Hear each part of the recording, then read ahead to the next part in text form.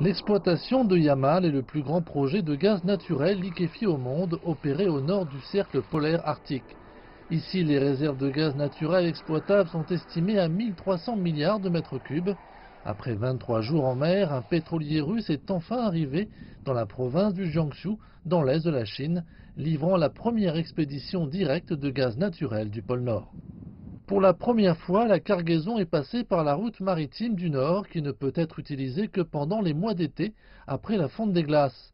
Cette route réduit de près de moitié le temps de trajet, puisqu'elle est environ 13 400 km plus courte que la route traditionnelle orientale via le canal de Suez.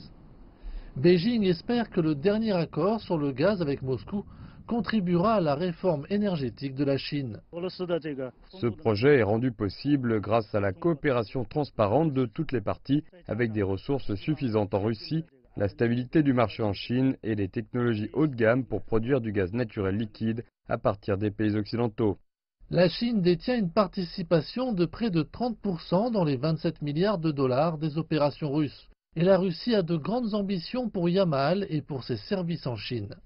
Je pense que dans les 10 prochaines années, le volume du commerce bilatéral de gaz naturel entre la Chine et la Russie dépassera 70 milliards de mètres cubes. À ce moment-là, en plus d'être le plus grand fournisseur de pétrole brut de la Chine, la Russie deviendra son plus grand fournisseur de gaz naturel. L'ouverture de la route maritime du Nord arrive à un moment où la Chine fait face à des défis dans ses réformes du secteur de l'énergie, passant du charbon au gaz, une énergie beaucoup plus propre.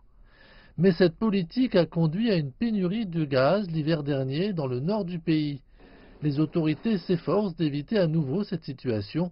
Un autre projet en cours dans cet objectif est un gazoduc de 3000 km connu sous le nom de Force de Sibérie, reliant la Russie à la Chine. Il devrait être mis en service d'ici la fin de l'année 2019. On parle déjà d'un second pipeline parallèle sur la même route. En ce qui concerne la production de Yamal, la Chine a jusqu'à présent reçu 2 expéditions en provenance de l'Arctique.